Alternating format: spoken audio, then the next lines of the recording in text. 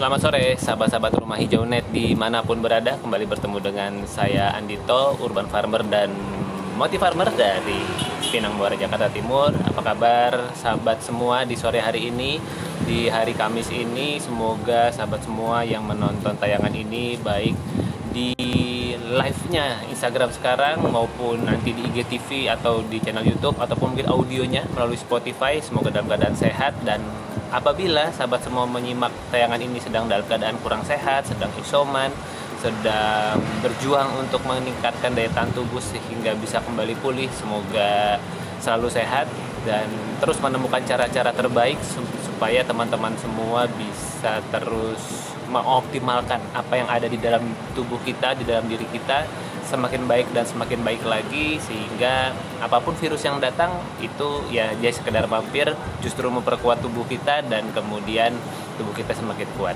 Ya sahabat semua, di sore hari ini saya ingin berbagi cerita atau berbagi rasa syukur. Senang banget karena program belajar composting bersama Rumah Hijau yang mulai minggu kemarin itu dibuat dengan format grup WhatsApp sudah selesai rangkaian keluapnya. Jadi ada 7 keluap dan kemudian nanti akan disambung dengan Google Zoom. Lalu baru akan ada ebook yang dibagikan. Sudah selesai nih satu set keluapnya, sehingga saya akan berencana untuk membuka batch berikutnya, itu batch kedua, karena sudah ada waiting list.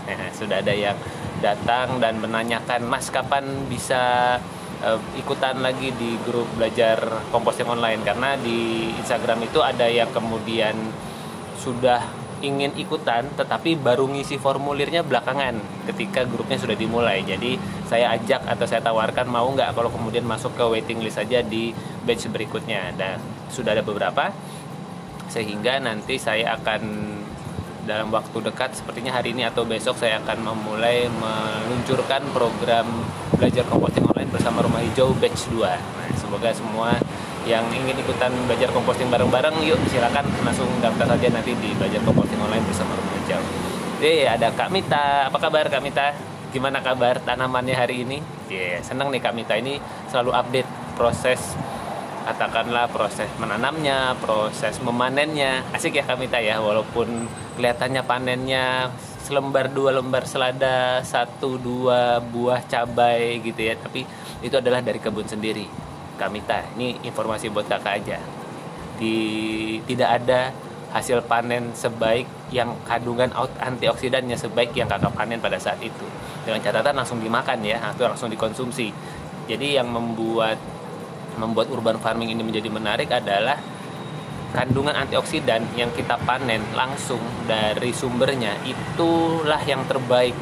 Itu antioksidan terbaik yang paling fresh yang bisa didapat oleh para teman-teman yang melakukan proses urban farming. Mau yang bentuknya daun, buah, selama dia baru fresh dan langsung kita konsumsi, tidak lewat sehari ya, itu antioksidannya adalah antioksidan terbaik.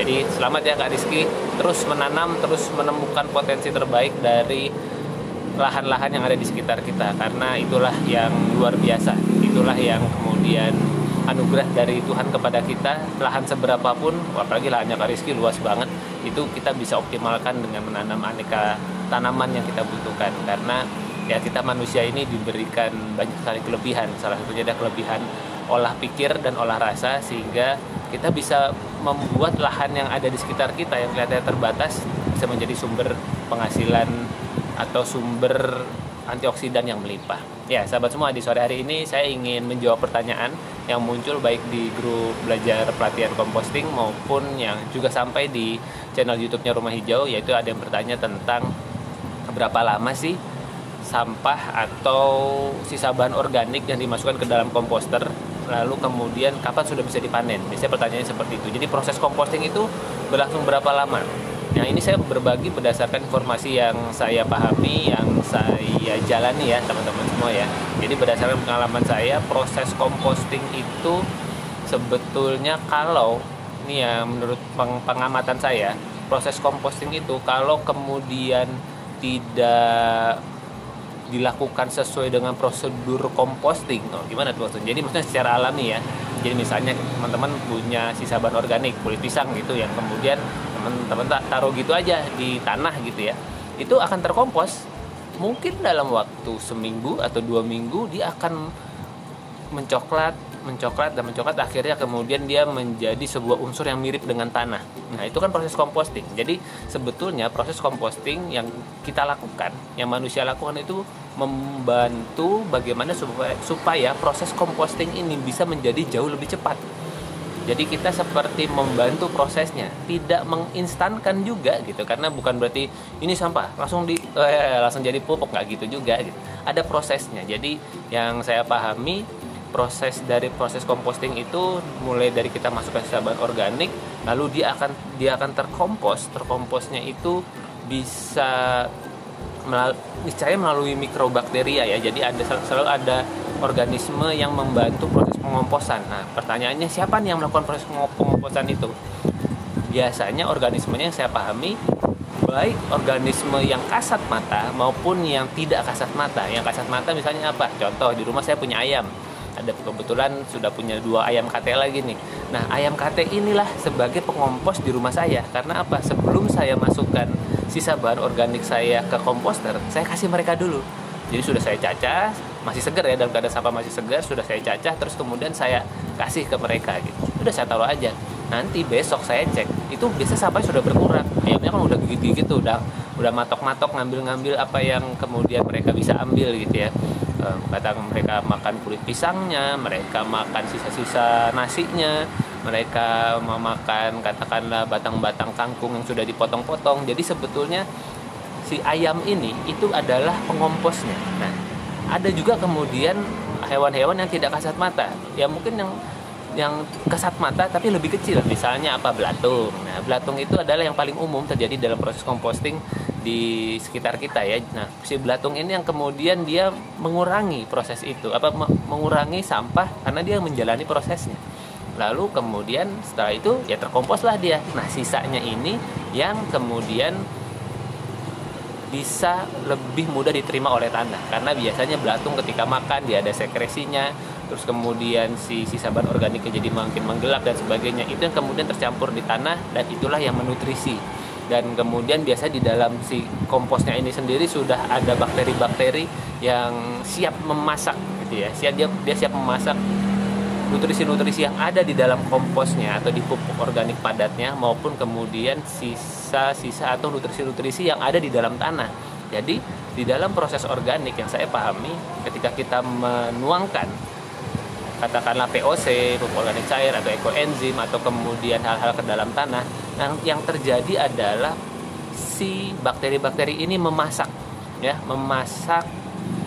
apa yang ada di dalam tanah sehingga kemudian tanah menjadi subur kembali. Itu yang kita lakukan sebetulnya. Nah, proses ini tentu tidak cepat, tidak instan, namun sangat sustainable karena dia sifatnya organik, karena kita menggunakan mikrobakteria, bukan kimia kemasan atau kimia buatan, kimia yang di-pack gitu, yang dipaksakan untuk menjadi sebuah bahan kimia untuk menghasilkan sesuatu seperti pupuk-pupuk butiran dan sebagainya. Ini tidak seperti itu proses kerjanya, sehingga terasa lebih lama tetapi begitu menghasilkan, wow, hasilnya luar biasa, antioksidannya lebih lengkap lagi. Nah, kembali kepada pertanyaan berapa lama proses pengomposan yang terjadi, berdasarkan pengamatan saya, sesuatu proses pengomposan yang mungkin bisa terjadi 2-3 minggu, lalu di dalam menggunakan komposter itu bisa dipercepat dalam waktu sekitar 8-10 hari.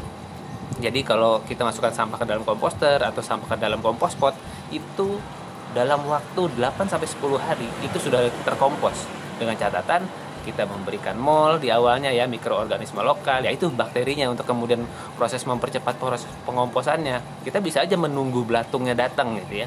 Tapi kalau kita menunggu belatungnya datang dan kemudian kita biarkan begitu saja, katakanlah tanpa, misalnya sampahnya basah, yaudah kita biarkan saja basah gitu. Nah, itu mungkin yang datang adalah belatung dengan jumlah yang sangat banyak gitu. Ketika belatungnya banyak kita kaget, ketika aromanya menyengat kita kaget gitu. Wah, itu proses compostingnya begini. Padahal itu terjadi karena sampahnya terlalu basah. Karena itu biasanya di dalam proses composting selain diberikan MOL, kita bantu cacah juga supaya kemudian ukurannya lebih kecil, lalu kita berikan penggembur. Nah, penggemburnya ini nih yang merupakan menjadi kunci supaya proses composting kita berada di kondisi idealnya, berada di dalam kondisi yang paling pas dalam kelembapannya, sehingga kemudian proses compostingnya berlangsung dengan pas. Saya nggak bisa bilang tepat atau bagaimana, tapi menurut saya sih pas-pas aja gitu. Jadi akhirnya dia terkompos dengan pas, aromanya tidak kemudian jadi mengganggu dan sebagainya gitu. Itu jadi pas gitu ya. Karena apa? Ada mikroorganismenya, ada penggemburnya. Jadi penggemburnya itu yang mengurangi kelembapan, lalu kemudian ukurannya sudah kita bantu dan kita cacah. Akhirnya prosesnya lebih cepat, dalam waktu 8-10 hari sehingga kompos Anda sudah bisa siap digunakan. Ya, begitu sahabat semua, mudah-mudahan bisa menjawab di dalam ngobrol-ngobrol singkat di video kali ini. Silakan kalau teman-teman ada yang mau ditanyakan, tinggalkan saja di kolom komentar di bawah. Nanti kita akan bahaskan di dalam ngobrol sore urban farming ini, sebuah rubrik yang memang sudah saya niatkan untuk hadir di Instagram Live, menyapa teman-teman, lalu kemudian nanti akan saya replay atau relay juga ke channel YouTube saya di Rumah Hijau Net. Silakan teman-teman yang belum subscribe, silakan subscribe, silakan like dan share informasi atau video-video di sana bila dianggap bermanfaat. Dan kemudian saya juga mengupload audionya di Spotify. Siapa tahu ada yang ingin mendengarkan wisdomnya atau mendengarkan apa yang mungkin bisa menambah katakanlah wawasan teman-teman di dalam hal urban farming dan composting. Ya, saya sapa dulu teman-teman yang sudah datang. Nih sudah ada Kak Taufik Abda. Apa kabar Kak Taufik? Lalu ada ini nih Kak Faye nih, sahabat saya di Australia. Sepertinya waalaikumsalam ya Kak Faye, gimana kabar Australia saat ini?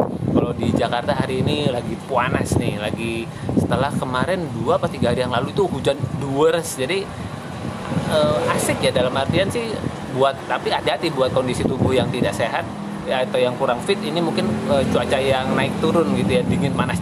Namun buat saya melihat tanaman-tanaman senang banget, seger banget setelah diguyur hujan deras, terus kemudian sekarang dikasih matahari banyak gitu. Jadi mudah-mudahan tanamannya juga makin sehat. Terus karena panas artinya apa, bibit-bibit yang baru sprout ini mudah-mudahan keker-keker jadinya, karena mereka dapat asupan sinar matahari yang cukup, yang berlimpah di beberapa hari ini. Ada juga Kak Riza Aulia Arifin.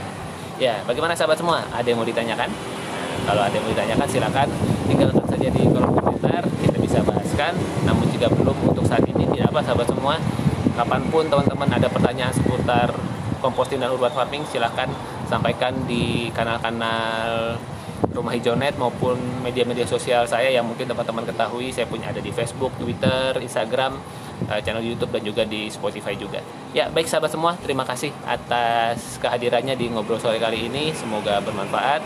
Sekali lagi harap yuk kita bersama-sama menjaga kesehatan dan juga menjaga protokol kesehatan, sehingga mudah-mudahan saya percaya bahwa tidak ada sesuatu yang terjadi tanpa pelajaran yang besar, termasuk kemudian virus COVID yang sampai hari ini masih berada di sekitar kita. Saya hadir untuk memberikan kita sebuah pelajaran, dan kabarnya alam semesta akan terus mengulangi pelajaran itu selama kita belum mengambil pelajarannya. Yuk sahabat semua, kita selalu mengambil hikmah dari hal-hal yang terjadi di sekitar kita. Kalau memang ternyata ada salah satu hal yang menarik nih teman-teman sebagai penutup.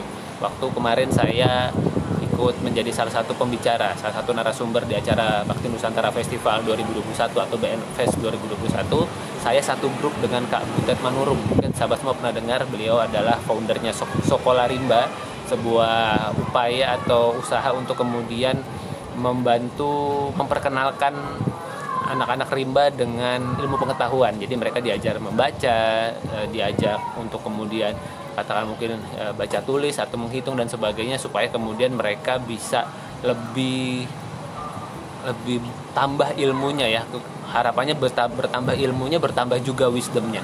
Nah, yang menarik adalah katanya Kak Butet, siapa sih yang paling terdampak di dalam COVID ini atau dalam masa pandemi ini? Yang paling terdampak tuh siapa sih sebetulnya? Yang paling terdampak adalah orang-orang atau katakanlah pemilik lahan yang selama ini tidak mendapatkan katakanlah sumber pangan dari lahannya. Jadi karena mereka kemudian menanam hal-hal yang tidak bisa mereka makan. Mereka menanam hal-hal yang katakanlah harus mereka jual dulu, baru kemudian bisa mereka dapat makanan dari situ. Katakanlah ada teman-teman yang nanam lahannya luas ya, tapi ditanamnya apa? Kelapa sawit misalnya. begitu pandemi nggak ada yang beli tuh tanaman sawit. Akhirnya ya mereka jadi terdampak dengan pandemi.